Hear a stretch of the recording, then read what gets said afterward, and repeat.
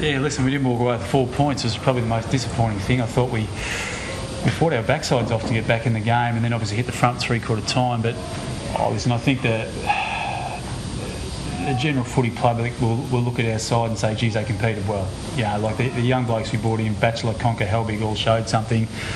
You know, Cochin from his first quarter where he didn't touch it, you know, then to come back in at 25, I think by the end of the game was a good sign, because, you know, he's going to be an elite player of the competition. He's going to get tagged, so he has to fight through it. So, look, there's some promising signs. We've still got a fair way to go. Obviously, they're a top 4 to 6 side, so at least we show we can compete with the big boys when we get our game up and going.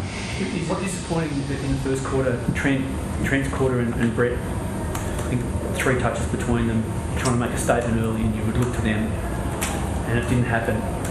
That's not all their responsibility. But look, it is to a degree, but you know, you've got to remember that, you know, Trent's I think 21, and Brett's obviously, you know, a lot more mature in that area. But we expect better from both those players. They're some of our top players. So look, they'll get better for the run. They'll improve. They'll learn something out of the game, which is the most important thing, and they'll take that into next week versus St Kilda. And the great thing for us is those 2 guys were down early, but then actually I think both fought their way back into the game at some stage. You know, it's quite easy that they pack up and go home like at half time, but I thought it was great that way they fought back. What was the thought process behind having Daniel Connors as your substitute tonight? Yeah, it's a good question. Look, it's a funny one, the sub. Probably the first thing I made a blue, to be perfectly honest. Axel Foley had gastro all week, and I sort of half forced his hand to play, which obviously cost us in the end. He just couldn't go on. He's vomiting and had diarrhoea and that, and you know, it's unfair on Axel to ask Axel to do that, and actually cost us in the end. So that was my blue. But Dan obviously had a bit of an injury, interrupted pre-season also, and we just tried to get some experience on the field after half time. But look, I thought it was okay. It's going to catch some sides out. I reckon it's working what the AFL. You saw for our guys. Look, granted we're young, haven't had a lot of pre-seasons under our belt, but it certainly had its desired effect on us the last quarter. Do you think the guys looked a bit more tired than usual? Yeah, I think both sides looked exhausted by the end of it. I don't know how it appeared on the ground, but up there was just the defensive formations behind the ball really fell away, which is probably what they're trying to do. Do you think it might tell more heavily on younger teams just because they've not got the pre-season? Yeah. No doubt. Like, you know, you look at Carlton's guys, they've had 7 to 8 pre-seasons. The majority of our guys have had 2. So we talk about training years. So, look, it is going to catch a few sides unawares, especially the younger sides, I'd say. But it's had the desired effect. It's what the AFL wants, so that's how it's going to work. So was it Foley coming off obviously a lot earlier than you planned? You would have, if you had no injuries. It wasn't so much that. It was the fact that the funny thing about it is Carlton lost a key position bloke and brought on a runner. We lost a runner and had an extra key position bloke. Like Dave didn't actually have a match-up by the end of the game. You know, we're trying to figure out where he can play because they only had Hampson as a taller player down there, and so we basically left an extra key position guy and a runner short on the bench. Well, as funny as it was, it sort of killed us in the end. But look, my blue by paying Axel, he was far too crook. So.